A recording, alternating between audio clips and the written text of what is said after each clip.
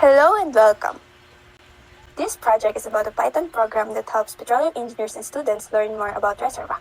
The tool can calculate porosity and tell if the reservoir is mostly filled with oil, gas, or water. It makes the work faster, easier, and helps avoid mistakes in manual calculations. In this presentation, we will explain what the program does, how it works, and why it's useful. Objectives of the program: develop a simple Python-based reservoir fluid classifier tool.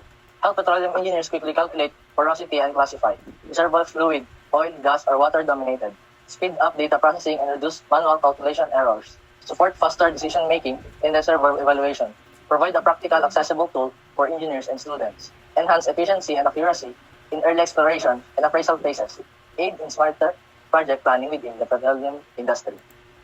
The convert volume function is a simple Python tool designed to help petroleum engineers easily convert fluid volumes from barrels into cubic feet and cubic meters. It uses standard conversion rates, -1. Barrel equals 5.61458 feet per cubic meter, or 0.158987 meter per cubic.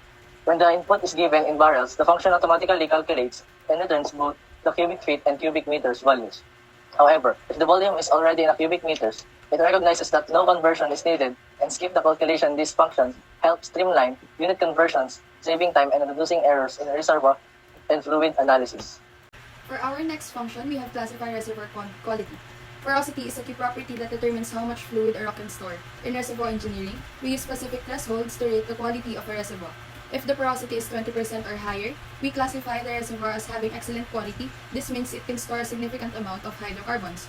While the porosity between 10 to 20% is considered as good, these reservoirs are still very productive, though as not optimal as the excellent category. When the porosity falls between 5 to 10%, we label it as fair. This rock can store fluids, but their capacity is limited. Finally, if porosity is less than 5%, the reservoir is considered poor. Such rocks have very little storage space and are generally not productive. Understanding these categories help us quickly assess the potential of different reservoir zones and guides our decisions for further exploration and development. For this main loop, we're focusing on what handles user input for our reservoir calculations. The program begins by prompting the user for several key reservoir properties, including pressure, total pore volume, fluid volume, and the densities of oil, gas, and water. Each input is requested individually, ensuring that the user provides all the necessary data for accurate calculations. To maintain its robustness, the script uses a try-except block to validate the user's input. This means that if a user accidentally enters a non-numeric value like a letter instead of a number, the program will catch the error and prompt them to enter a valid number. This helps prevent crashes and keeps the workflow smoothly. Additionally, the script asks the user to specify the unit for fluid volume, allowing either barrels or cubic meters. If the user doesn't specify, the default unit is set to barrels or BBL. This flexibility makes the tool adaptable to different user preferences or regional standards. For the porosity and saturation are calculated to evaluate reservoir quality. The formula used is fluid volume over total volume times 100. These values are only computed when the total volume is non-zero to avoid division errors. If the total volume is 0, an error is printed and the quality and fluid type are set as unknown. This ensures accurate measurement and prevents faulty data interpretation. Next slide, please.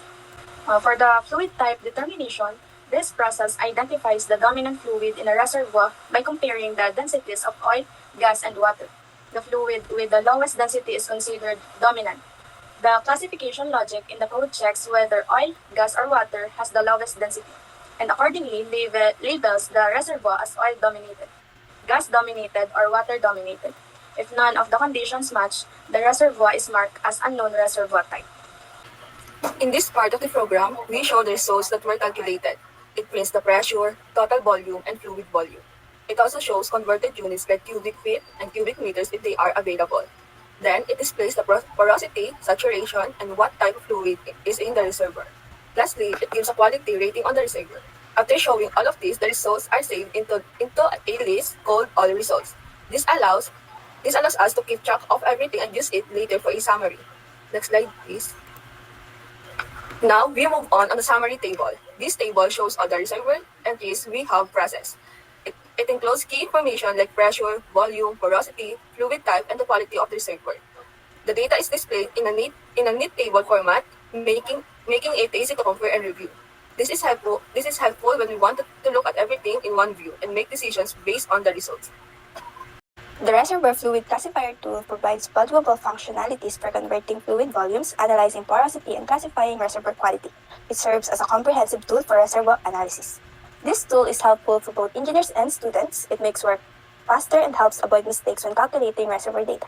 The tool gives quick answers about how much space is in the reservoir or porosity and what kind of fluid is most present, oil, gas, or water. This makes it easier to understand the reservoir and make better decisions in oil and gas projects. This sums up our presentation for Reservoir Fluid Classifier. Thank you.